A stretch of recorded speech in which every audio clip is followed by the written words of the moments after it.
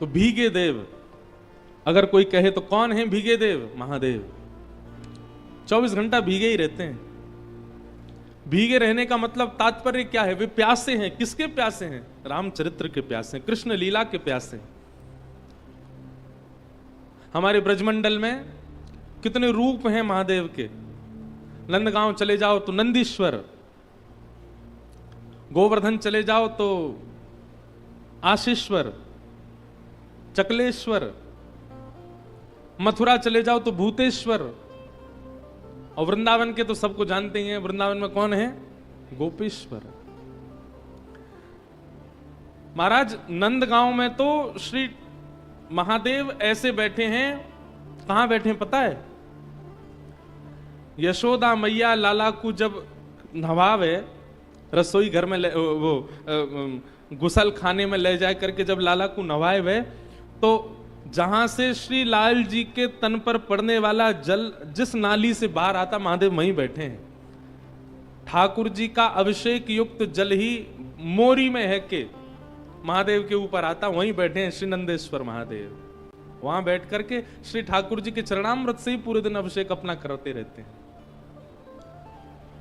ऐसे श्री महादेव रामचरित्र, कृष्ण चरित्र, रामलीला, कृष्ण लीला सुनने के अनन्य रसिया। तो हमने तो एक संकल्प धारण किया है मन में कि पाठक परिवार कथा कराए तो ही हम राम कथा सुनावेंगे। यह भी एक प्रकार से महादेव यूं कहेंगे कि भाई ये तो गलत है, पर अब हमने ये भी भाव रखा है कि हम अपनी प्रयास से भी करेंगे कि हम महादेव जहां जहां विराजने उनको श्री रामचरित्र सुनाने के लिए जाया करेंगे। और भागवत हम पूरी दुनिया को सुनाएंगे, पर राम कथा केवल महादेव को सुनाएंगे। प्रणाम के प्रसंग है, वंदना प्रसंग है पूरा बालकांड। गोस्वामी तुलसीदास जी महाराज वंदना कर रहे हैं, और सबसे पहले वंदन किसको कर रहे हैं?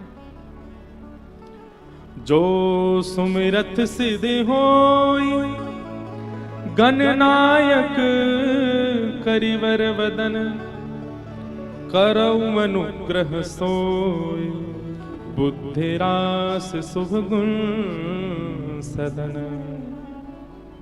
बहुत ध्यान से सुनिएगा। सबसे पहले किसको वंदन कर रहे हैं? श्री गणेश जी को। गाइए गणपति जगवंदन, गाइए।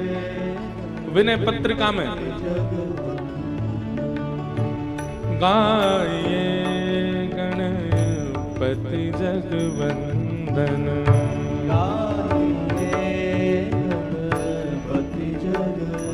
ये एक प्रकार से बहुत सावधानी से सुनिएगा।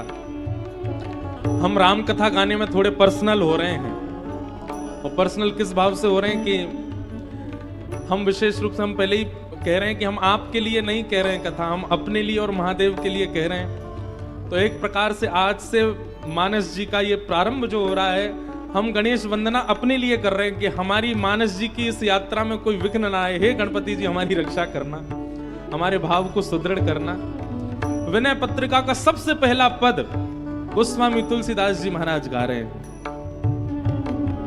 गाइए गणपति जगवंदन, गाइए गणपति जगवंदन, शंकर सुवन भवानी नंदन, शंकर सुवन भवानी नंदन, शंकर सुवन भवानी नंदन, शंकर सुवन भवानी नंदन, गाइए गणपति जगवंदन, गाइए गणपति जगवंदन, सिद्धि सदन गज बदन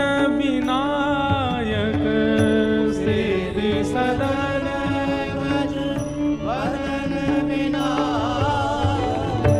सिद्धि सदन गज वदन विनायक, सिद्धि सदन गज वदन विनायक, कृपा सिंधु सुंदर सबलायक,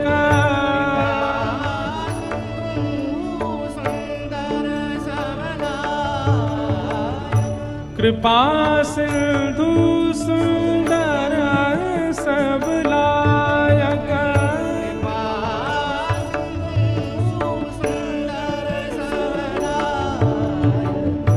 गाइए गणपति जगवंदन, गाइए गणपति जगवंदन, हे गाइए गणपति जगवंदन, गाइए गणपति जगवंदन, मोदक प्रिय मुद मंगल दाता, मोदक प्रिय मुद मंगल दाता, विद्यावारिधि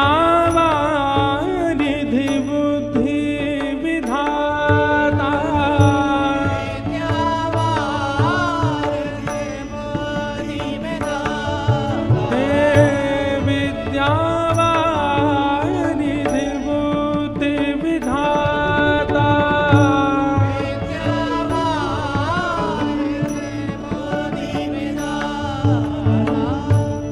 मांगत तुलसी दास कर जोरे, मांगत तुलसी दास कर जोरे, मांगत तुलसी। ये अंतिम पंक्ति सबको गानी है, ये भाव हमारा भी होना चाहिए जो गोस्वामी जी मांग रहे हैं। मांगत तुलसी दास कर जोरे, मांगत तुलसी दास कर जोरे, बसहि राम सिय मानस मोरे, बसहि राम सिय मानस मोरे, हे बसहि राम सिय मानस मोरे, बसहि राम सिय मानस मोरे, गाइए गणपति जगवंदन, गाइए गणपति जगवंदन, हे गाइए गणपति जगवंदन, गाइए गणपति जगवंदन। जो सुमिरत सिद्ध होय गणनायक कवि वदन, करो अनुग्रह सोय बुद्धि रास शुभ गुण सदन। गोस्वामी तुलसीदास जी महाराज गणपति वंदना कर रहे हैं। पहले सबसे पहला प्रणाम गणेश जी को कर रहे हैं। और जब संस्कृत का मंगलाचरण किया तो वहां पर भी वर्णानाम अर्थ संगानाम रसानाम छंद सामपि मंगलानाम च कर्तारौ वंदे वाणी विनायको। दो लोगों को वंदन किया है। सब लोग इधर देखो, सावधानी से सुनो। वाणी विनायको, हमारे जीवन को श्रेष्ठ बनाने में इन दो की ही सहायता चाहिए। पहली तो वाणी, वाणी यानी कि सरस्वती, वाणी की अधिष्ठात्री, और दूसरी विनायको, विनायक यानी कि गणपति। किसी व्यक्ति के पास ज्ञान अति सुंदर हो, शब्द भी बहुत अच्छे हों, बोलना भी बढ़िया जानता हो, स्वर भी बहुत अच्छा हो, स्वरूप भी बहुत अच्छा हो, सब कुछ अच्छा है, लेकिन मंगल करता गणेश जी यदि उसके पास नहीं है तो ज्ञान रावण के पास भी था, शब्दों का बोध रावण को भी था, सुंदर सुंदर प्रस्तुति बनाकर के महादेव को रिझाने की सामर्थ्य रावण रखता था,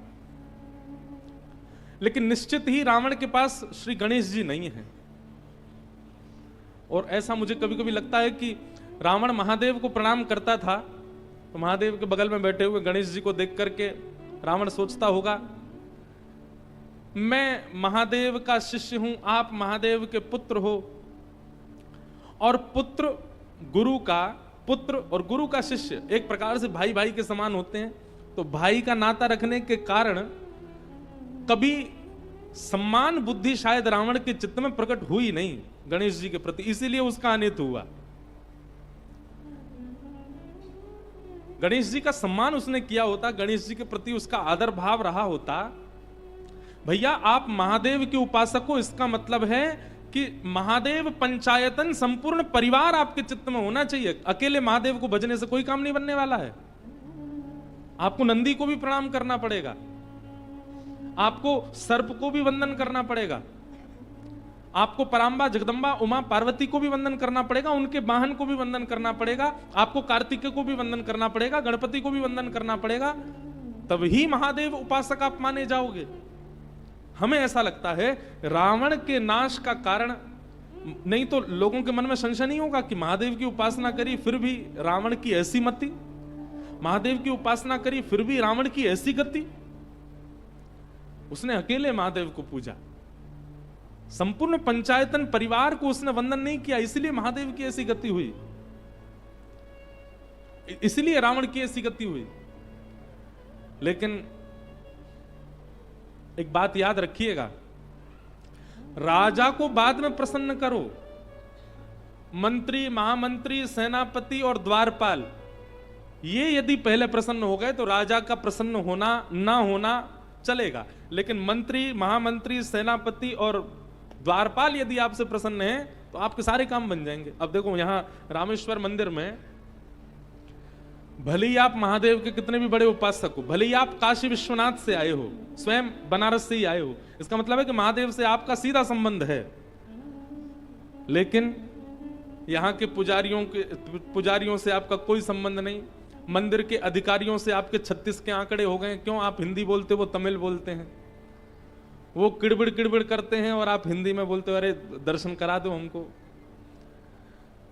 द्वारपाल जो हैं उन्होंने पहले दिन आपको रोका और आप हठपूर्वक अंदर चले गए, उसकी नजर में चढ़ गए, तो महादेव आपसे कितने भी प्रसन्न हो, द्वारपाल प्रसन्न नहीं है, पुजारी प्रसन्न नहीं है, मंदिर के अधिकारी प्रसन्न नहीं है, तो महादेव कितने प्रसन्न हो, दर्शन नहीं होगा आपको। इसलिए महादेव भले ही अप्रसन्न हो, लेकिन महादेव के समीप रहने वाले सब आपसे प्रसन्न हो जाएं तो महादेव को प्रसन्न होना पड़ेगा। तो ठीक वैसे ही महादेव से पहले गणपति पूजो।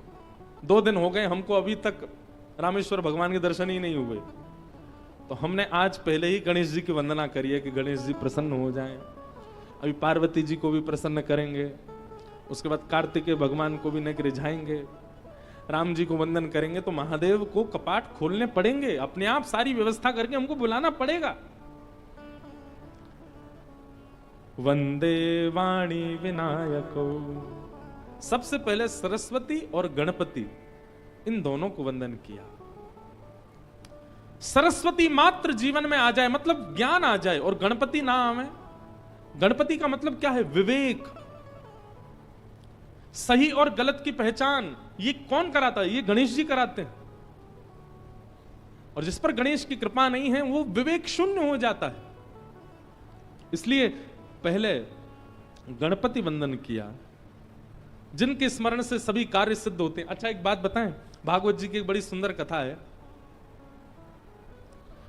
जब समुद्र मंथन हो रहा था, बहुत ध्यान से सुनिएगा, जब समुद्र मंथन, हमारे सौरभ भैया रोज हमको जब हम आते हैं तो हमको नेक छेड़ देते हैं, बोले महाराज जी वृंदावन का भी कुछ रस सुनाओ।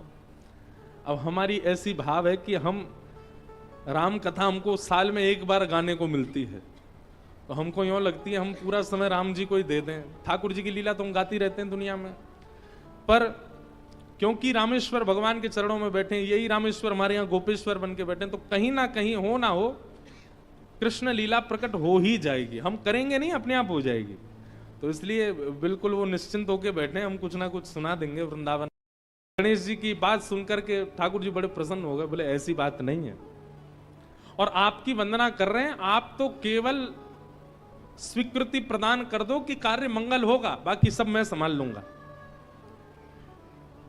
एक प्रकार से जब आप गणेश वंदना करते हैं तो गणेश वंदना से गणेश जी ठाकुर जी से प्रार्थना करते हैं कि इसने मेरी वंदना की है किसी कार्य की सिद्धि के लिए, और उस कार्य को संभालने के लिए ठाकुर जी ही गणेश जी की बात मान करके जाते हैं। ऐसा भाव भागवत जी की कथा से कहीं ना कहीं प्रस्तुत होता है। तो भगवान ने कहा आप तो हामी भर दो कि आपका कार्य मंगल होगा। गणेश जी बोले पर ये संभलेगा कैसे समुद्र मंथन? भगवान बोले आप बस हामी भरो, हम संभाल लेंगे। गणेश जी ने जाकर के सब देवताओं को दर्शन दिया, बोले कि आप बिल्कुल निश्चिंत हो जाइए, आपका कार्य मंगल होगा।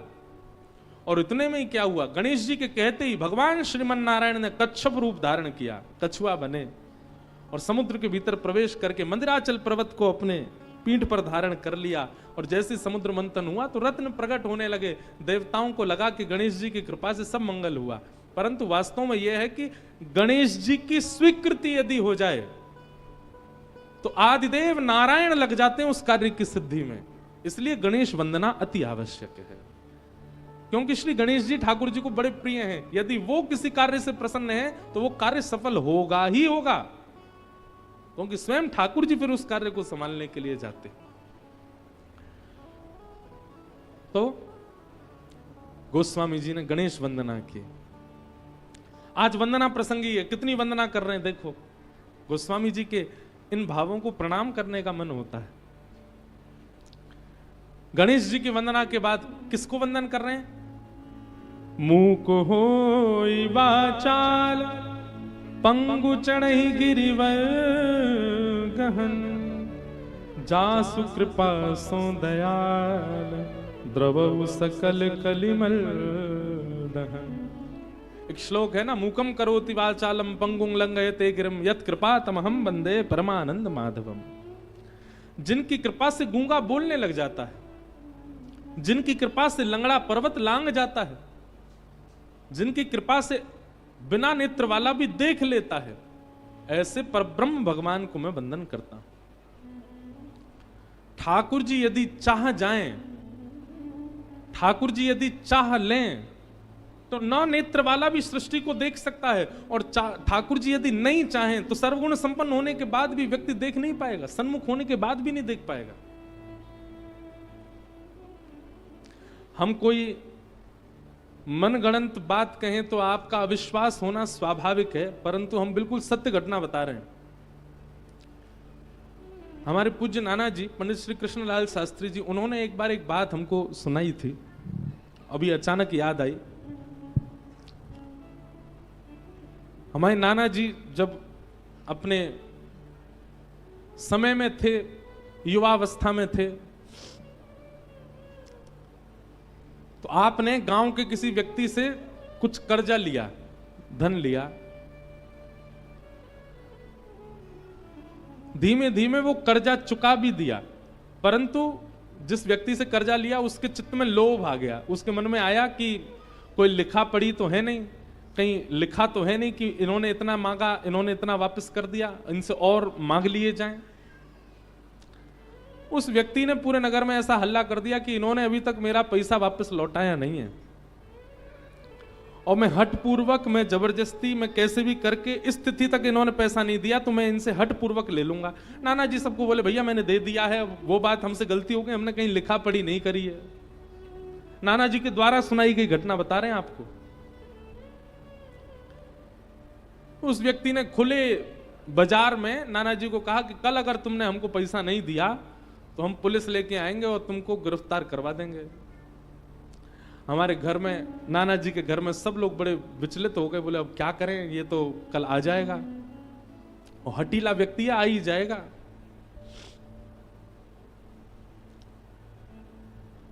हमारे नाना जी कहते हैं, वो लाला मैं नारायण कवच को पाठ कर रहे हो, ओम हरव्रत ध्यान मम सर्वरक्षाम नस्तांग्र पद्म पदकेंद्र पृष्ठे दरार चरमाम सिगदेशु चाप पाषाण दधानुष्ट गुणुष्ट बाहु जलेशु माम रक्षित मुत्स्मूर्ति। इतना सुंदर है नारायण कवच। बोले मैं नारायण कवच को पाठ कर रहे हो, और वही समय वो कछु सिपाही को लेकर के, कछु हवलदारन को लेकर के घर में आयो, और मैं बीच आंगन में बैठ के संध्या वंदन, गायत्री उपासना और नारायण कवच कर रहा था। मैंने कि फिर? नाना जी कह रहे वास्तव में घर के सब लोग तो मैंने खेत पे भेज दिए। मैंने कि कोई दिक्कत होएगी, आप सब चले जाओ, मैं अकेलो घर पे बैठा हो अपनी संध्या वंदन कर रहे हो। वो लाला मैं सांची बता रहा हूं, पूरे घर में घूमते रहे सबरे सिपाही और वो व्यक्ति वाके सामने बैठा हूं मैं, फिर भी मुंह को देख नहीं पा रहे हो। वाकु यूं लग रही है कि ये कृष्णलाल जी गए कहां, बोले जबकि मैं सामने बैठा हूं और मैं नारायण कवच को पाठ करते करते मन में विचार कर रहा हूं कि ये पूरे कमरान में खोज खोज के देख रहा हूं, छत पे जाके देख रहा हूं, नीचे मैं तो यहीं बैठा हूं, ये मुंह को उठा के क्यों नहीं रहे। और आपस में सब चर्चा कर रहे हैं, ये कृष्णलाल कहां चलोगे हो, ये कृष्णलाल कहां चलोगे हो। और बोले मैं बीच में बैठ के सबको देख रहा हूं। बोले वाह दिन मोकू पहली बार ठाकुर जी ने अनुभव करायो कि ठाकुर जी के भाव में कितनी सामर्थ्य है कि मैं प्रत्यक्ष होते हुए भी उनको अदृश्य दिखाई नहीं दिया उनको। नाना जी बोले वादना के बाद मैंने ठाकुर जी को कभी प्रणाम करके बस एक ही बात कही है, ठाकुर जी मेरे काजे आपको इतना श्रम करने की आवश्यकता नहीं है। अब जीवन में जो भी घटना घटेगी हम सब स्वीकार करेंगे, हमें विश्वास हो गया कि आप संग ही हो। ऐसा अनुभव नाना जी को हुआ अपने युवावस्था में। और इसी कथा को सुना करके हमको नारायण कवच याद कराया नाना जी ने, इसको याद कर लो, इसमें बड़ी सामर्थ्य है। पर एक बात कही कि कभी भी दुराग्रह मत करना ठाकुर जी से कि जबरदस्ती कोई छोटे मोटे काम नहीं बन रहे और तुम नारायण कवच का पाठ करके ठाकुर जी से कहो कि हमारा एक काम बनाओ, ऐसा कभी मत करना। तो ठाकुर जी अगर चाह जाएं तो सब संभव है। वे चाह जाएं तो गूंगा बोल जाएगा, वे चाह लें तो नेत्रहीन देख लेगा, वे चाह जाएं तो लंगड़ा पर्वत लांग जाएगा। हमारे पास दो दो नेत्र हैं फिर भी हम ठाकुर जी के उस रूप का अनुभव नहीं कर पाते जिस रूप का अनुभव श्री सूरदास जी महाराज करते हैं। उनके तो नेत्र नहीं है फिर भी उस रूप का अनुभव वे कर लेते हैं। आहा, अरे कहां तक कहें प्रत्यक्ष रूप देखते हैं सूरदास जी, ऐसा नहीं है। कलिकाल में होते हुए भी श्री सूरदास जी महाराज द्वापर की लीलाओं का दर्शन कर लेते हैं और उन लीलाओं का दर्शन करते हैं जिन लीलाओं को किसी ने लिखा नहीं है।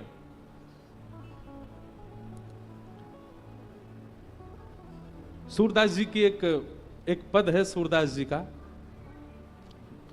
बहुत सुंदर पद है। ठाकुर जी और किशोरी जी की आपस की लीला का एक बहुत सुंदर पद है, बस मिल जाए हमें। हाँ हाँ जी, और ठाकुर जी सघन कुंज में विहार कर रहे हैं तो अभी प्रकट, और जैसे ही हम कथा करके जाएंगे सोई एक पन्ना खोलते दिख जाएगा पद, लेकिन अब प्रकट होना होता है तो मिल जाते हैं तुरंत, नहीं होना होता तो फिर ऐसी लीला ठाकुर जी करते हैं। तो कहना क्या चाहते हैं, जासु कृपा सु दयाल। आप अपना बल मत मानिए कि आप कुछ देख सकते हैं, आप कुछ गा सकते हैं, सब उन्हीं की कृपा है। मानो गोस्वामी जी यहां इस बात को प्रस्तुत कर रहे हैं कि मैं जो कुछ भी लिख रहा हूं ये मेरी क्षमता नहीं है, श्री ठाकुर जी के अनुग्रह से ही मैं कर पा रहा हूं। नील सरोरुह श्याम तरुण अरुण बारिज नयन करो सुमम उर धाम सदा शीर सागर शयन। शीर सागर में शयन करने वाले चतुर्भुज रूपधारी श्रीमन नारायण भगवान को यहां पर प्रणाम करते हैं। प्रणाम वंदन करते हुए उनकी वंदना करते हैं। श्रीमन नारायण को वंदन किया गया और ठीक श्रीमन नारायण को वंदन करने के बाद किनको वंदन करते हैं, कुंद इंदु समदेह उमा रमन करुणा अयन जाहि दीन पर नेह करहु कृपा मर्दन मयन। नारायण और शिव, सब लोग बहुत ध्यान से सुनिएगा, इन दोनों को साथ साथ वंदन किया श्री गोस्वामी तुलसीदास जी महाराज ने। एक प्रकार से अगर हम कह दें तो इस बात में कोई अतिशयोक्ति नहीं कि श्री नारायण और शिव इन दोनों के ही अंश जब एक भूत हुए तब श्री राम अवतार हुआ। अगर राम जी को आप गंभीरता से देखेंगे तो नारायण अंश और शिव अंश दोनों का दर्शन आपको राम जी में हो जाएगा। एक कथा आती है कि एक बार श्रीमन नारायण भगवान अपने वैकुंठ क्षेत्र में शेष नाग पर पौड़े नेत्र बंद करके चिंतन कर रहे थे, और तभी चिंतन करते करते उनको दर्शन कैसा हुआ? आहा, जटाजूट पर सुंदर रुद्राक्ष लपेटे हुए बाल चंद्रमा विराजमान है, गंगा जी प्रवाहित हो रही हैं, त्रिनेत्र हैं, त्रिपुंड लगाया हुआ है, जटाएं बिखरी हुई हैं, नीलकंठ है, गौर वर्ण है। एक बात याद रखिएगा, महादेव का स्वरूप कैसा है? गौर वर्ण के हैं श्री महादेव। और एक जगह नहीं, अनेक जगह इसका प्रमाण दिया गया। कर्पूर गौरम करुणावतारम। सामान्य गोरे भी नहीं है, कर्पूर गौरम, कपूर जैसे गोरे हैं। और यहां पे देखो, यहां पे क्या लिखे? कुंद इंदु समदेह, बिल्कुल श्वेत पुष्प के भांति महादेव का स्वरूप है। ध्याये नित्यम महेशम रजत गिरिनिभम। रजत किसको कहते हैं? चांदी को।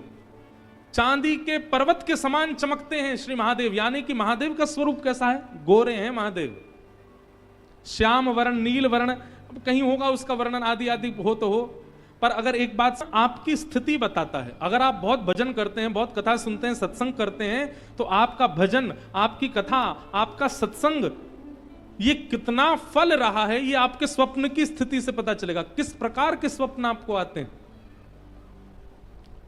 स्वप्न में यदि भूत दिख रहे हैं, प्रेत दिख रहे हैं, स्वप्न में यदि आपको सर्प दिख रहे हैं, सर्प में मरे हुए लोग दिख रहे हैं, स्वप्न में बिना सर वाले लोग दिख रहे हैं, तो इसका मतलब क्या है? कहीं ना कहीं क्रोध, कहीं ना कहीं काम, कहीं ना कहीं लोभ, मोह, ईर्ष्या, द्वेष, ये जितने भी संसार के विषय भोग हैं, इन सबकी मात्रा आपके चित्त में बहुत ज्यादा बढ़ गई है। इसलिए स्वप्न की स्थिति में आपको दूषित दर्शन हो रहा है। आपका भजन बढ़ेगा, आपका सत्संग बढ़ेगा, तो आपको स्वप्न में या तो नाम सुनाई देगा, लीला दिखाई देगी, धाम का दर्शन होगा। हम कह रहे हैं प्रत्यक्ष ठाकुर जी ना दिखें, लेकिन धाम दिखेगा, वृंदावन दिखेगा, रामेश्वरम दिखेगा, हमारे श्री रंगनाथ भगवान दिखेंगे, गोवर्धन दिखेंगे, बद्रीनाथ दिखेंगे। प्रत्यक्ष ठाकुर जी ना दिखें, धाम दिख रहा है, इसका मतलब आपका भजन, आपका सत्संग फल रहा है। स्वप्न में धाम भी नहीं दिख रहा, लेकिन भगवत भजन करने वाला कोई वैष्णव दिखाई दे रहा, कोई कथाकार दिखाई दे रहे हैं, कोई संत दिखाई दे रहे हैं, कोई भजनानंदी महात्मा दिखाई दे रहे हैं, तो भी समझो कि आपका भजन फल रहा है। शुभ आयुध दिखाई दे रहे हैं, ठाकुर जी का त्रिशूल दिखाई दे रहा है, महादेव का, भगवान की श्रृंगी दिखाई दे रही है, बाल कृष्ण प्रभु की वंशी दिखाई दे रही है, ये आयुध दिखाई दे रहे हैं, या भगवान के शुभ चिन्ह दिखाई दे रहे हैं, तो भी आपका भजन फल रहा है। और पीत वर्ण दिखाई दे रहा है, पीला रंग, श्याम वर्ण दिखाई दे रहा है। इन वर्णों से भी शुभ संकेत पता किया जा सकता है कि आप ठाकुर जी के भजन में रत हो चुके हो। और जहां भय हो, जहां भयभीतता का अनुभव होता हो, जहां पर वो दिखता हो जो नहीं दिखना चाहिए, यह भी आपकी मन की स्थिति बताता है कि आप कितने पानी में हो। इसलिए स्वप्न मिथ्या नहीं होते। महादेव बोले हमने तो स्वप्न में देखा कि आप हमसे मिलने आ रहे हो। भगवान बोले हमने भी देखा कि आप हमसे मिलने आ रहे हो, हमसे तो रहा नहीं का, हम भी दौड़े। महादेव बोले हमसे भी नहीं रहा, हम भी दौड़े। दोनों ने परस्पर आपस में चर्चा की। महादेव और नारायण इतना प्रेम करते हैं एक दूसरे से, तुरंत भगवान ने हाथ पकड़ा और कहा चलो थोड़ी देर मानसरोवर में क्रीड़ा करते हैं। और ठाकुर जी और महादेव दोनों मानसरोवर में गए और मानसरोवर में थोड़ी देर तैरने लगे, थोड़ी देर जल उछालने लगे, कभी कोई क्रीड़ा करें, जल क्रीड़ा दोनों करने लगे। वर्णन करते हैं कि जल क्रीड़ा करते करते करते करते करते हजारों लाखों वर्ष बीत गए, ना भूख लगी, ना प्यास लगी, ना निद्रा आई, और दोनों पृथ्वी के संचालन करता एक दूसरे के साथ क्रीड़ा में लगे हैं। ब्रह्मा जी ये लीला देख करके बोलने लगे हो गया काम, पृथ्वी का पालन संहार उत्पन्न करने वाले दोनों क्रीड़ा में व्यस्त हो गए हैं। अब इस सृष्टि का कल्याण कैसे होगा? अच्छा, दोनों इतने तत्पर होकर के क्रीड़ा कर रहे थे कि कोई बीच में उनको रोकने जाए भी तो पहले घबरा जाए, बोले कहीं इन्होंने अगर गुस्सा में हमको देख लिया तो हमारा तो होगा, अब गोविंदाय नमो नमः हो जाएगा। तो महादेव ब्रह्मा जी इंद्र से कहें तुम जाओ, इंद्र कहें बोले मैं क्यों जाऊं। वरुण देव को भेज दो, वरुण देव कहें मैं क्यों जाऊं। पवन देव को भेज दो, पवन बोले मैं क्यों जाऊं। सबको अपना जीवन प्यारा। बोले इन दोनों के कार्य में विक्षेप डालने का मतलब है कि अपने जीवन से हाथ धोना। ब्रह्मा जी बोले वो सब तो ठीक है, लेकिन इन दोनों को रोका नहीं गया तो सृष्टि का पालन कैसे होगा?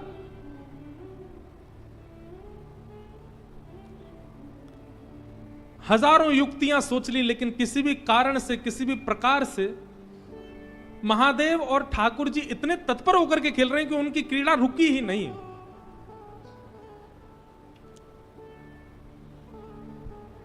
तभी ब्रह्मा जी ने आवाहन किया, किनका? कपीश्वर हनुमान जी का। अनंत बलवंत श्री हनुमान जी महाराज का स्मरण किया। बोले आप ही कुछ करो, आप में बुद्धि विवेक दोनों विद्यमान है, आप ही बताओ ये कैसे रुकेंगे दोनों, इन दोनों का रुकना आवश्यक है। हनुमान जी महाराज ने जब दोनों की तत्परता को देखा तो ब्रह्मा जी से बोले खेलने दो ना, इतने आनंद में तो लग रहे हैं। बोले वो तो ठीक है, एक आध दो चार दिन खेलें, ठीक है, लाख साल हो गए, लाखों वर्ष बीत गए, इनका खेल ही पूरा नहीं हो रहा है, अब तो इनका खेल यहीं विश्राम होना चाहिए। हनुमान जी महाराज बोले इन दोनों को एक ही कारण से रोका जा सकता है। क्या? ऐसा कुछ किया जाए जो इन दोनों को ही अति प्रिय है। बहुत ध्यान से सुनिएगा। हनुमान जी महाराज बोले महादेव को अति प्रिय है राम नाम। यदि कोई एक बार राम कहता है तो कहते हैं कि महादेव अपनी पदवी छोड़ करके दौड़ करके जाते हैं, और जब तक मुख से मां निकलता है तब तक महादेव सामने आकर के सुन लेते हैं। इतना प्रिय है राम नाम। और उतना ही प्रिय राम नाम भगवान नारायण को भी है। नारायण को भी राम नाम बहुत प्रिय है। सब देवता हनुमान जी के सामने बैठ करके बोले शंकर जी को राम नाम प्रिय है, ये सुनकर के तो हमको ज्यादा आश्चर्य नहीं हुआ, ये तो बात सिद्ध ही है, पर नारायण भगवान तो स्वयं राम ही है, उनको राम नाम प्रिय क्यों है? नारायण भगवान को राम नाम प्रिय क्यों है? को प्राप्त किया, इसी नाम के आश्रय से ध्रुव ने इनको प्राप्त किया, इसी नाम के आश्रय से गोस्वामी तुलसीदास जी इनको प्राप्त करेंगे। भगवान कहते हैं कि बिना नाम आश्रय के भक्त मेरे समीप नहीं आ सकते, इसलिए भगवान को अपना नाम ही बहुत प्रिय है। क्यों? ये नाम ही सबको समेट समेट करके मेरे पास लेके आता है, इसलिए ठाकुर जी को अपना ही नाम बहुत प्रिय है। एक व्यक्ति ने मुझसे प्रश्न किया, बोले महाराज जी दुनिया के लोग राम जी के सामने ही जाके चिल्लाते हैं जय जय श्री राम, राम जी को अच्छा लगता होगा? उन्हीं का नाम उन्हीं के सामने जाकर के चिल्लाने से राम जी को प्रिय लगता होगा? कि मेरे चरणों का आश्रय प्रदान किया, इसलिए मुझे मेरा ही नाम बहुत प्रिय है। हनुमान जी महाराज बोले राम महादेव को भी प्रिय है और राम नारायण को भी प्रिय है। और तुरंत हनुमान जी महाराज ने अपने हाथ में करताल धारण करी, और करताल धारण करके श्री हनुमान जी महाराज ऊर्ध्वबाहु होकर के मानसरोवर पर राम नाम संकीर्तन करने लगे। श्री राम जय राम जय जय राम, श्री राम जय राम जय जय राम, श्री राम जय राम जय जय राम, श्री राम जय राम जय जय राम, श्री राम जय राम जय जय राम, श्री राम जय राम जय जय राम, श्री राम जय राम जय जय राम, श्री राम जय राम जय जय राम। इस प्रकृति ब्रह्मांड में सबको प्रिय लगने वाला यदि नाम कोई है तो वो है राम नाम। ये नारायण को भी प्रिय है, ये महादेव को भी प्रिय है, ये सनकादिकों को भी प्रिय है। ये हनुमान जी को भी प्रिय है, जगदम्बा पराम्बा श्री सीता जी को भी प्रिय है, श्री लक्ष्मण जी को प्रिय है, भरत जी को प्रिय है। अरे भैया और कहां तक कहूं, ये राम नाम हमारे वृंदावन बिहारी लाल को भी प्रिय है और श्री किशोरी जी को भी प्रिय है, अति प्रिय है राम नाम। वृंदावन में भी जब कोई राम कहता है तो राम शब्द में दोनों युगल प्रकट हो जाते हैं। रा कहते ही श्री किशोरी जी राधा और मां कहते ही माधव। राम जब आप कहते हैं तो एक प्रकार से आपका युगल नाम संकीर्तन हो जाता है, इसलिए राम नाम सबको प्रिय है। श्री राम जय जय राम, श्री राम जय जय राम, श्री राम जय जय राम, श्री राम जय जय राम, श्री राम जय जय राम, श्री राम जय जय राम,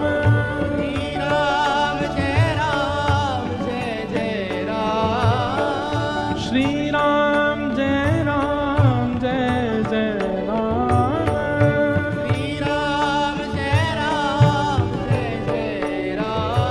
श्री राम जय जय राम, श्री राम जय जय राम,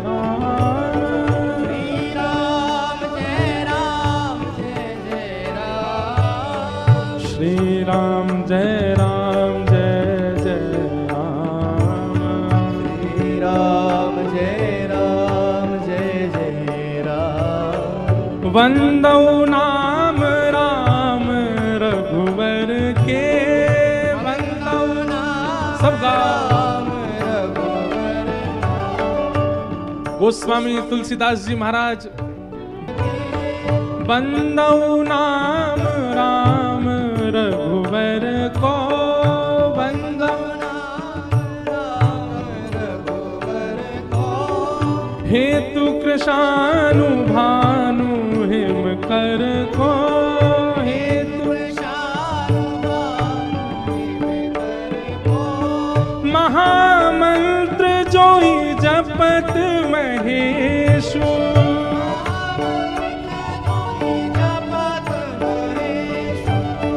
महामंत्र जोई जपत महेशु,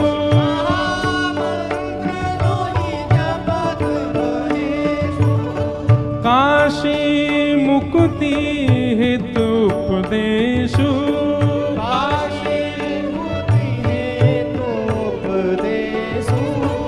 जानी आदि कवि नाम प्रताप,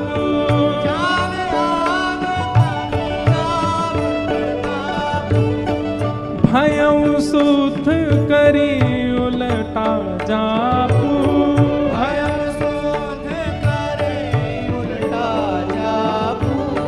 सहस नाम सम सुन शिववाणी, सहस नाम सम सुन शिववाणी, जप जय पिय संग भवानी, जप जय पिय संग भवानी, हे श्री राम जय जय राम,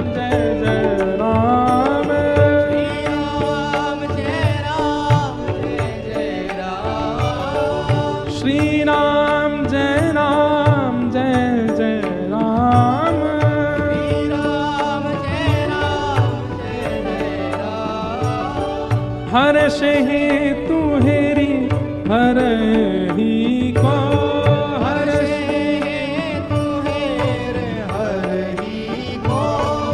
किए भूषण तिय भूषण ती को,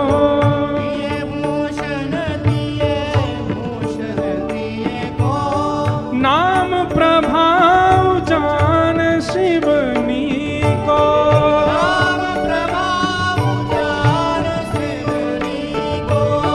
कालकूट फलु दीन अमी को,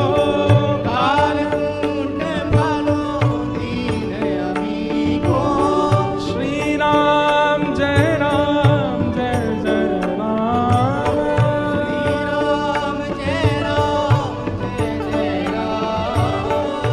श्री राम जय जय राम। श्री राम जय जय राम। श्री राम जय राम। श्री राम जय राम। नाम राम से बड़ा राम का नाम।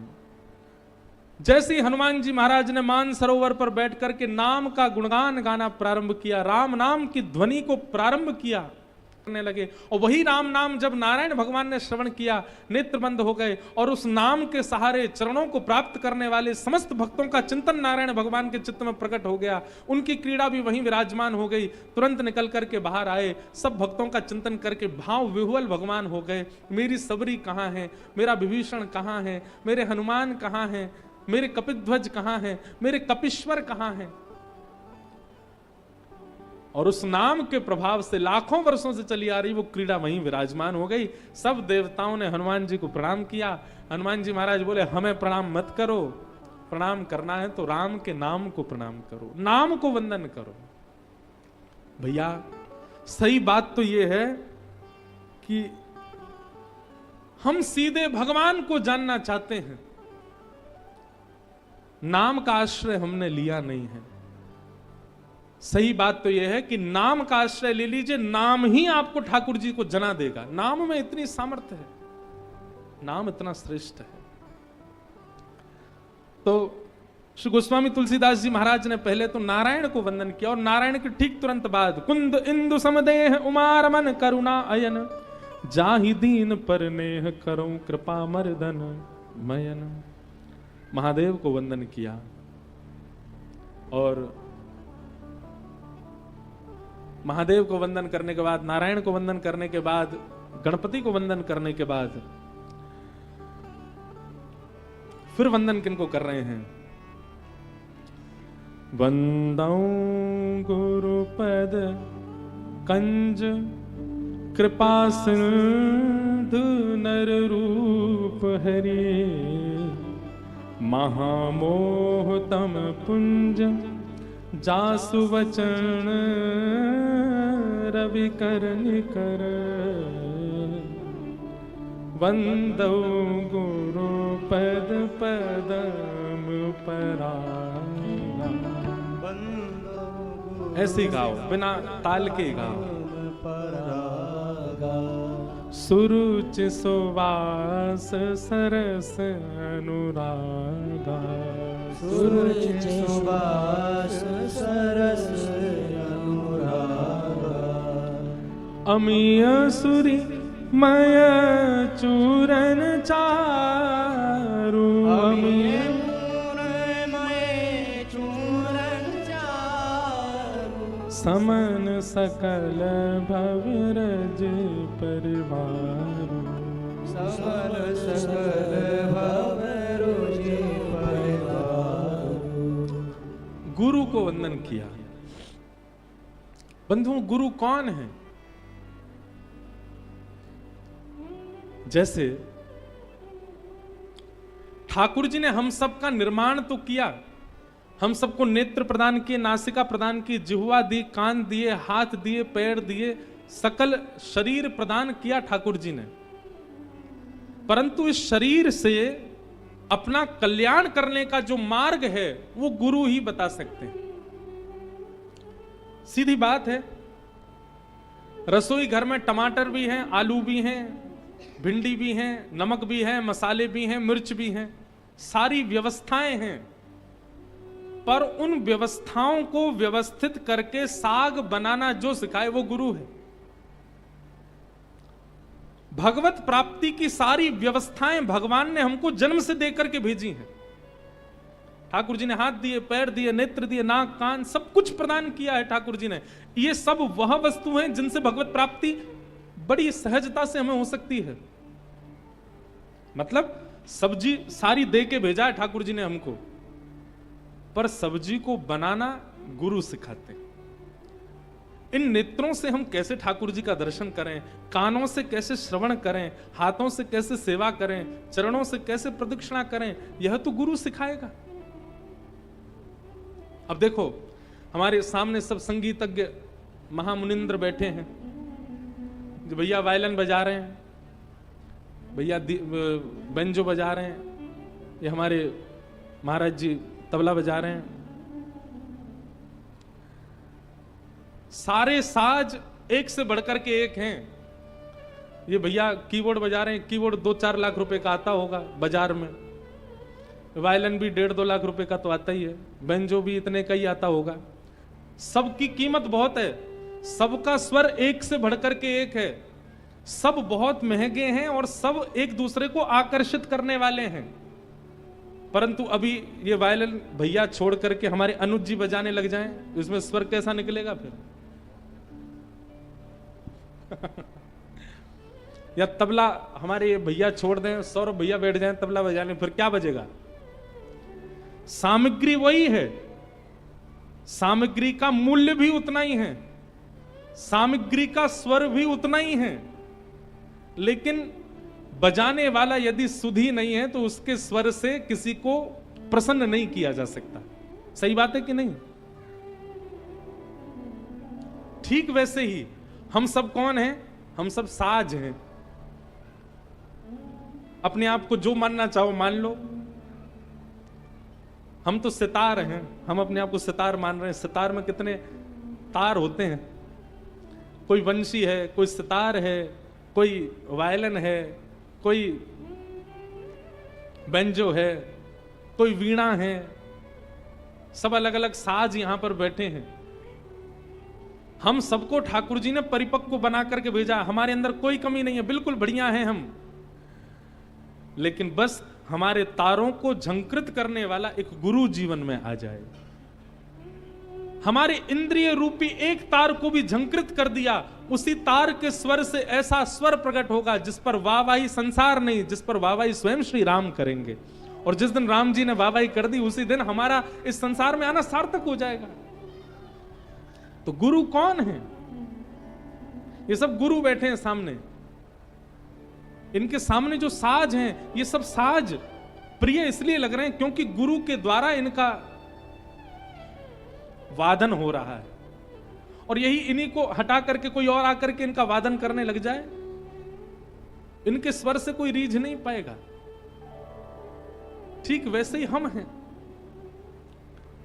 हम आप सब लोग कभी सेलिब्रिटियों के अधीन हो जाते हैं, कभी संसार के विषयों के अधीन हो जाते हैं, कभी संसार की किसी वस्तु के प्रति अधीन हो जाते हैं। हमारे तार झंकृत तो होते हैं, दुनिया वाहवाही करती है, ठाकुर जी नहीं करते। ठाकुर जी वाहवाही कब करते हैं? जब किसी गुरु के अधीन हो जाते हैं। और जैसे ही हम किसी गुरु के अधीन होते हैं, हमारे इंद्रिय रूपी स्वर का जब जैसे ही तार छेड़ता है गुरु, हा हा, ठाकुर जी वाहवाही करते हैं, महादेव वाहवाही करते हैं। मीराबाई हमारी आपकी तरह ही थी, उनकी भी आंखें थी, उनकी भी नाक थी, उनकी भी जिह्वा थी, उनकी भी 2 भुजाएं थी, 2 पैर थे, कंठ था। हमारी जैसी ही थी मीराबाई, लेकिन केवल गुरु आश्रय मिल गया। और गुरु आश्रय की वजह से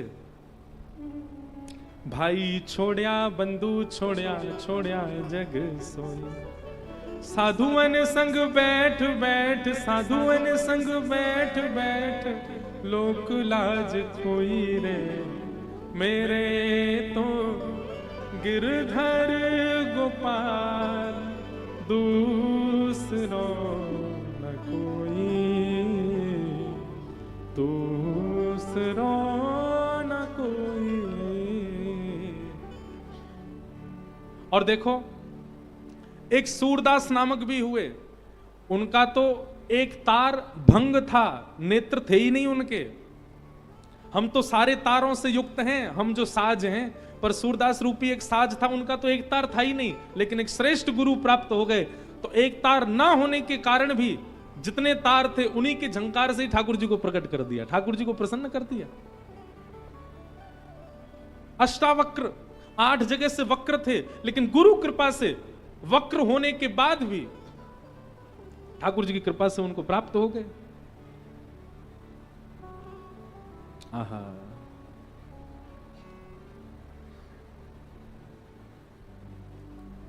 श्री गुरु पद नख मणिगण ज्योति सुमिरत दिव्य दृष्टि ही होती। एक बहुत सुंदर बात,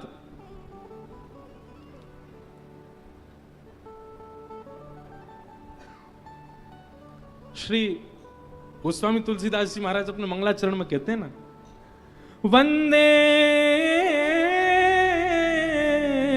बोधमयम नित्यम गुरुं शंकर रूपिणम यमाश्रितो हि विक्रोपी यमाश्रितोपि वक्रोपी चंद्रः सर्वत्र वन्द्यते। कितनी सुंदर बात। गोस्वामी तुलसीदास जी महाराज कहते हैं, वंदे बोधमयम नित्यम गुरुम शंकर रूपिणम। मैं अपने गुरु स्वरूप श्री शंकर जी को वंदन करता हूं।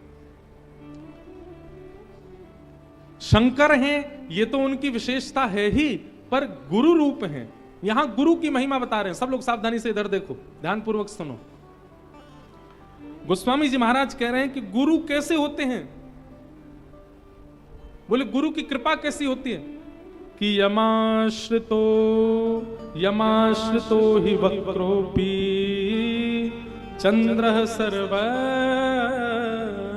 वन्द्यते। अरे मैं उन गुरु की शरणागति लेने की बात कर रहा हूं जिन महादेव गुरु के शरण में वक्र चंद्रमा गया। कैसा चंद्रमा? बोले टेढ़ा चंद्रमा। वक्र चंद्रमा जिन गुरु महादेव की शरण में गया, वो वक्र चंद्रमा भी जिन गुरु की शरण में जाने के बाद सब विद्यते, सबके दृष्टि में आ गया।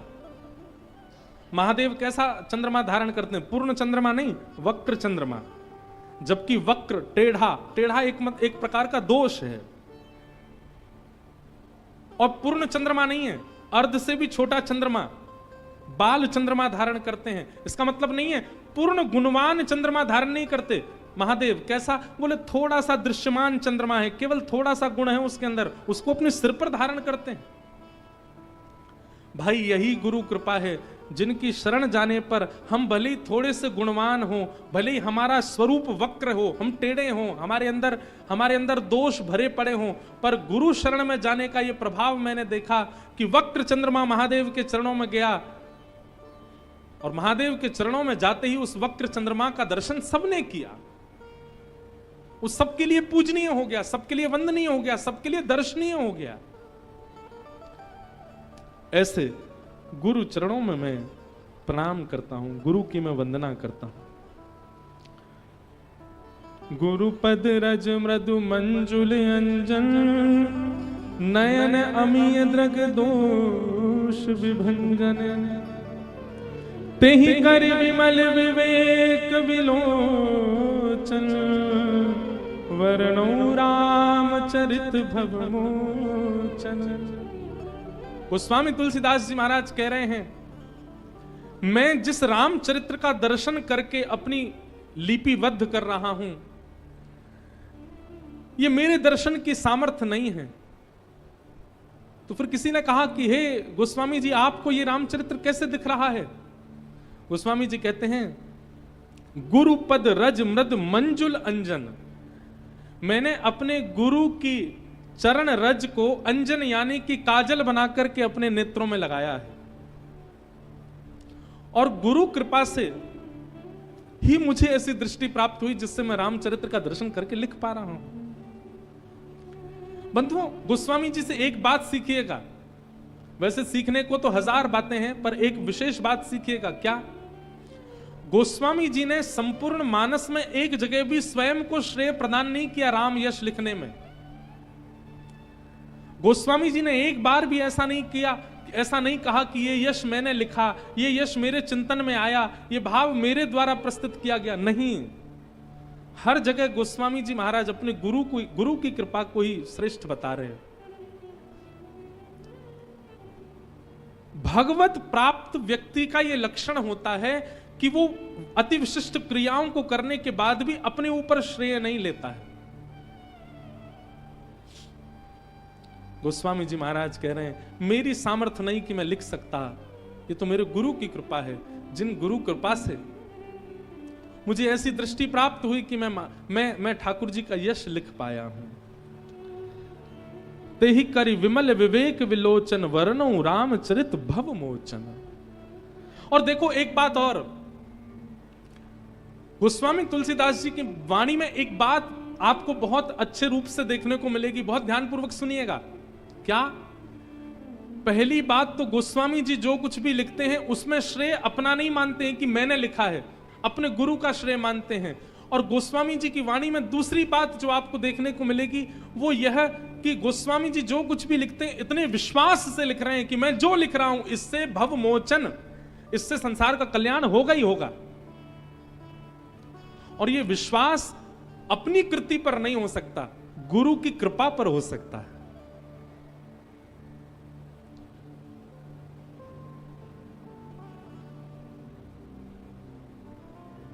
जो कोई ले तुम्हारी शरणा, तुम रक्षक काहू को डरना। किस विश्वास के आधार पर गोस्वामी जी इस बात को कह रहे हैं कि हनुमान जी आपकी जो शरण लेगा उसको किसी से डरने की आवश्यकता नहीं। हनुमान जी भी कह रहे होंगे एक बार मुझसे तो पूछ लो कि मेरी शरण में आने वाले को इतना निर्भीक होने की आवश्यकता क्या। गोस्वामी जी किसी से नहीं पूछ रहे हैं, सीधा लिखते जा रहे हैं और इस विश्वास के साथ लिख रहे हैं कि मैं जो लिख रहा हूं इससे कल्याण होगा होगा होगा। क्यों? ये मेरी कृति नहीं है, ये मेरी गुरु कृपा है, ये मेरे गुरु का आशीर्वाद है। मुझे अपनी गुरु कृपा पर भरोसा है कि जो इसका आश्रय लेगा उसका कल्याण होगा।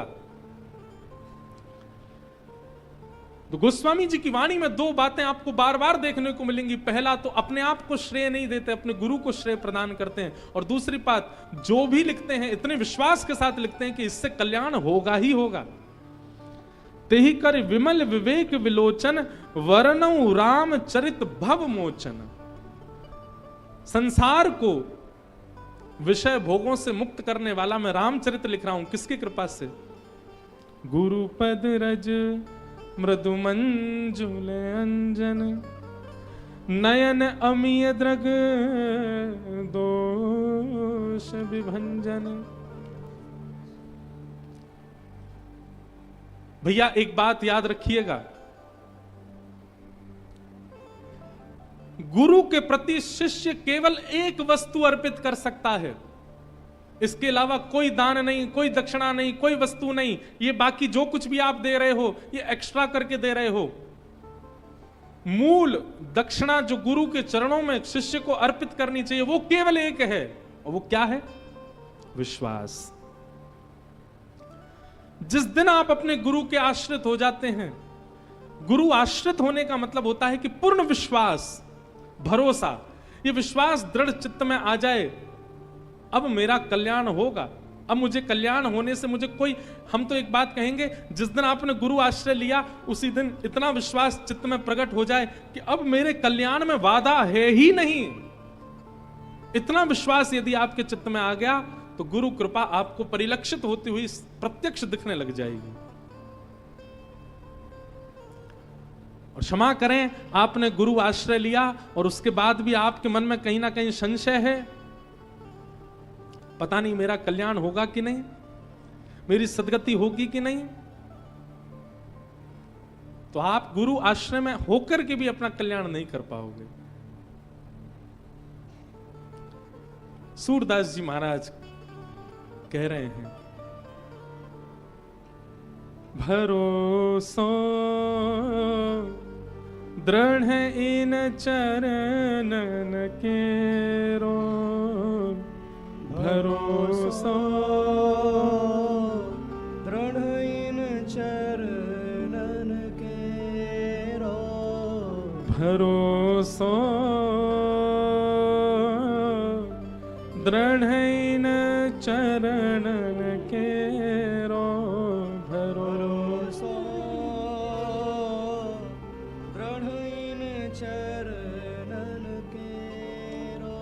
श्री वल्लभ नख चंद्र छटा बिन, श्री वल्लभ नख चंद्र छटा बिन, सब जग माही अंधेरो, ठाकुर जी का, केवल गुरु के प्रति विश्वास। शिष्य का शिष्यत्व केवल इतना है कि अपने गुरु को केवल विश्वास रूपी दक्षिणा प्रदान कर दे। गुरु चाहे जैसे भी हों, यदि गुरु पदवी पर बैठे हैं और शिष्य अपना विश्वास अर्पित करता है,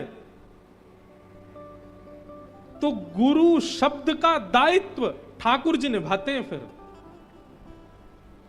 और ठाकुर जी उसके बेड़ा पार करने का पूरा संकल्प हाथ में लेते हैं। बस उसका विश्वास ना डगमगाए। वो कल रात्रि अनुज जी आप एक कथा सुना रहे थे, कौन से महात्मा थे वो? हैं? मूलदास। ये रात में हमको एक कथा सुना रहे थे मूलदास महात्मा की। एक मूलदास नाम के महात्मा थे, गुजरात में राजकोट के राजा उनके शिष्य थे। राजा ने मूलदास जी से गुरु दीक्षा ग्रहण कर ली, लेकिन विश्वास अर्पित नहीं किया अपने गुरु को। बहुत ध्यानपूर्वक सुनिएगा। एक दिन उस नगर में एक घटना घटी। क्या घटना घटी कि श्री मूलदास संत के पास में एक अबला नारी आई और रुदन कर रही थी। मूलदास जी ने पूछा, तुम रो क्यों रही हो, क्या बात है? तो उसने कहा कि इस नगर के एक अत्यंत धनवान सेठ ने मेरे साथ रमण किया और मुझे गर्भवती कर दिया, परंतु अब वो मुझे अस्वीकार कर रहा है, अब वो मुझे स्वीकार नहीं कर रहा है। और क्योंकि वो बहुत धनवान है तो पूरा नगर उसके पक्ष में है, लेकिन मैं कहां जाऊं? मेरे पास केवल एक ही रास्ता है कि मैं अपने प्राणों का त्याग कर दूं, स्वयं भी मर जाऊं और अपने गर्भ के बालक को भी मार दूं। तो मूलदास जी ने उस कन्या से कहा, एक काम करो, तुम हमारे आश्रम में रह जाओ, मरने की आवश्यकता नहीं है। मृत्यु दंड क्यों देना स्वयं को, और स्वयं को दो तो दो, अपने गर्भ के बालक को क्यों दे रहे हो? हमारे आश्रम पर रह जाओ। वो कन्या बोली, कल को मेरा बालक जन्म लेगा तो मैं क्या कहूंगी कि उसके पिता कौन है? मेरा तो पूरा जीवन नरक हो जाएगा, मेरे बालक का जीवन नरक हो जाएगा। समाज को क्या बताऊंगी कि मेरे पति कौन है, मेरे बालक के पिता कौन है? और कल को बालक ने भी यदि मुझसे पूछा कि मेरे पिता कौन, तो मैं क्या बताऊंगी मेरे बालक का पिता कौन? मूलदास जी बोले, हम संत हैं, हम सबके गुरु हैं, हम सबके माता हैं, हम सबके भाई हैं, सबके बंधु हैं, सबके पिता भी हैं। कोई पूछे तो कह देना हम तुम्हारे बालक के पिता हैं। हमको अपने ऊपर, हम संत केवल माला पहनने के लिए नहीं बने, हम संत केवल दक्षिणा लेने के लिए नहीं बने, हम संत केवल सम्मान सुनने के लिए नहीं बने। कोई अपमान भी करेगा तो भी हम सम रहेंगे, हम सब स्वीकार करेंगे। तुम कह देना संसार से कि हमारा बालक है, हम उसके पिता का निर्वहन करेंगे। गुरु बनना बहुत सरल है, लेकिन गुरु पद को निभाना बहुत कठिन है। इसीलिए हम गुरु दीक्षा नहीं देते हैं। हम कहते हैं हमारी कथा ही सुन लो, क्योंकि गुरु पदवी बैठना इतना सामान्य, इतना सरल नहीं है। हमारे वृंदावन में हर वर्ष कथा होती है, तो इस बार पूज्य मलुकपीठ वाले महाराज जी की थी। तो आपसे पूर्व श्री परम पूजनीय प्रातः स्मरणीय श्री तुलसी पीठाधीश्वर स्वामी श्री रामभद्राचार्य जी महाराज की 2 वर्ष तक कथा हुई। उससे पूर्व 2 वर्ष तक हमारे अयोध्या के परम पूजनीय श्री श्रीमद जगत गुरु रामानुजाचार्य श्री राघवाचार्य जी महाराज ने कथा की। हमारे सामने आंखों देखी घटना, एक व्यक्ति वो व्यास मंच से ही महाराज जी के पीछे पड़ जाता। मैं संग में रहता था महाराज जी के, हमको दीक्षा दे दो महाराज जी, हमको दीक्षा दे दो, हमको वैष्णवी दीक्षा दे दो, हम आपके चरणों में। महाराज जी उसको बोले कल आना, वो कल आ जाए तो उसको बोले तुम रात को आना, रात को आ जाए तो कहें सुबह आना। 3 दिन तक महाराज जी ने उसको टरकाया। एक दिन मैंने महाराज जी से कहा, मैंने महाराज जी इसको बेचारे को दीक्षा दे दो, 3 दिन से पीछे पड़ रहा है आपके। तो महाराज जी बोले पता नहीं हमारा मन सा नहीं कर रहा है देने का। मैंने कहा ऐसे मत करो महाराज जी, बेचारा कितना परेशान, ठंडी का समय, कोहरे में आता जाता है, दे दीजिए। हमारी बात मान करके महाराज जी बोले ठीक है आप कह रहे हैं तो हम दीक्षा दे देते हैं। लेकिन अच्छा है हमको उस दिन पता चला कि संत यदि कोई काम नहीं कर रहे हैं तो उसका मतलब है ठाकुर जी कुछ अंदेशा कराते हैं। अब महाराज जी ने जैसे ही उसको दीक्षा प्रदान की, हम वहीं बैठे थे, दीक्षा देने के बाद महाराज जी ने गुरु मंत्र कान में दिया, शंख चक्र कंधे पर पधरा दिए, हवन इत्यादि आदि करके जैसी गुरु दीक्षा प्रदान की, तो गुरु दीक्षा लेने के बाद तुरंत वो व्यक्ति क्या बोला, महाराज जी अब मैं भी शिष्य बना सकता हूं ना, अब मैं भी दीक्षा दे सकता हूं ना। महाराज जी बोले देख लो इंद्रेश जी, ये 3 दिन से इसलिए पीछे पड़ रहा था ताकि दीक्षा लेकर के ये भी चेला बना सके, क्योंकि बिना दीक्षा के अधिकार नहीं मिलता दीक्षा देने का। मतलब उसने दीक्षा ही इसीलिए ली थी कि ताकि वो भी अपने शिष्य बना सके। गुरु बन जाना बहुत सरल है, पर गुरु पदवी को निभाना बहुत कठिन है। मूलदास जी ने उस कन्या से कहा तुम यहीं रहो हमारे आश्रम पर, कल को बालक जन्म ले, कोई पूछे इसके पिता कौन, हमारा नाम बोल देना, हम इसके पिता हैं।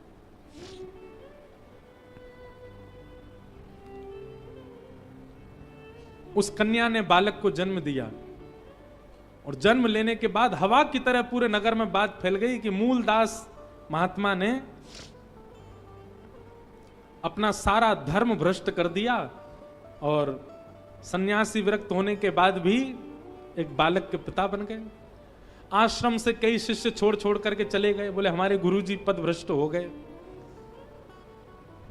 और ये खबर जब राजा को पता चली कि हमारे गुरुजी ने ऐसा ऐसा कृत्य किया है, अब कोई भी वास्तविकता नहीं जानता है, केवल सुनी हुई बात को मान करके सबने अपनी गुरु पदवी का, गुरु स्थिति का त्याग कर दिया। यहां तक कि राजा ने भी अपनी कंठी तोड़ करके नदी में प्रवाहित कर दी, बोले भैया हम तो गलत फंस गए ऐसे गुरु के चक्कर में, अब गुरु बदलेंगे।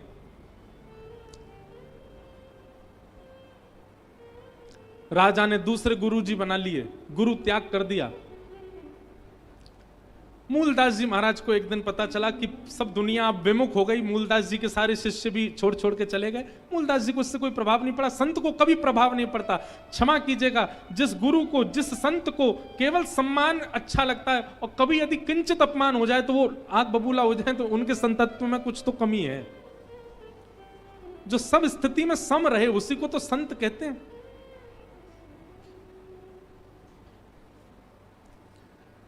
मूलदास जी महाराज आज राजा के दरबार में गए, अपने शिष्य के दरबार में गए, तो राजा अपने दूसरे गुरु के सामने नीचे बैठ करके और उनसे ज्ञान उपदेश ले रहा था। मूलदास जी महाराज जैसे ही आए, राजा ने कहा आप क्यों आए हैं यहाँ पर, अब हमारा आपका कोई संबंध नहीं है, आपके प्रति मेरी कोई गुरु निष्ठा नहीं है, मेरे गुरु तो ये हैं। मूलदास जी एक मरी हुई बिल्ली लेकर के आए थे, बिल्ली को नीचे पटक दिया, और पटक करके जो नए गुरु जी बने उनसे कहा अगर तुम गुरु हो तो इस मरी हुई बिल्ली को जीवित करके दिखाओ। तो गुरु जी तो घबरा गए, बोले इनसे पंगा लेना ये कोई सामान्य नहीं है, कोई श्रेष्ठ है। नए गुरु जी तो चले गए उठ करके। मूलदास जी ने अपने कमंडल से जल लिया, जैसे ही छिड़का बिल्ली जीवित हो गई। देख करके राजा भयभीत हो गया, बोले गुरुदेव मुझसे अपराध हो गया। बोले अपराध तुमसे उसी दिन हो गया था जिस दिन तुमने गुरु दीक्षा ली थी। क्यों? क्योंकि तुमने बिन विश्वास गुरु दीक्षा ली थी। घटनाक्रम क्या हुआ उसको जाने बिना तुमने कंठी तोड़ दी, उसको जाने बिना तुमने गुरु अपने शिष्य पद से त्याग कर दिया। इससे गुरु का कुछ नहीं बिगड़ता, पर शिष्य को नरक जाना पड़ता है अगर वो अपना विश्वास प्रकट ना करे गुरु के प्रति। भैया देखो, माता पिता ने बालक को जन्म दिया, बालक जन्म से ही अगर अंधा हो गया, भगवान ना करे, लेकिन जन्म से ही अंधा हो गया, क्या माता पिता को उस बालक को छोड़ देना चाहिए? और जो माता पिता उस बालक का त्याग कर देते हैं वो माता पिता घनघोर नरक में जाते हैं। क्या बालक बड़ा हुआ और उसने देखा कि मेरे माता पिता तो अत्यंत वृद्ध हो गए, अब चल फिर भी नहीं पाते, और उनको जाकर के वृद्धाश्रम छोड़ आए, ऐसे बालक को नरक जाना पड़ता है? जब माता पिता के बालक के प्रति, बालक का माता पिता के प्रति संबंध त्याग करना नरकगामी होता है, तो शिष्य गुरु के संबंध में त्याग करना नरकगामी नहीं होगा? वहां भी नरकगामी होता है।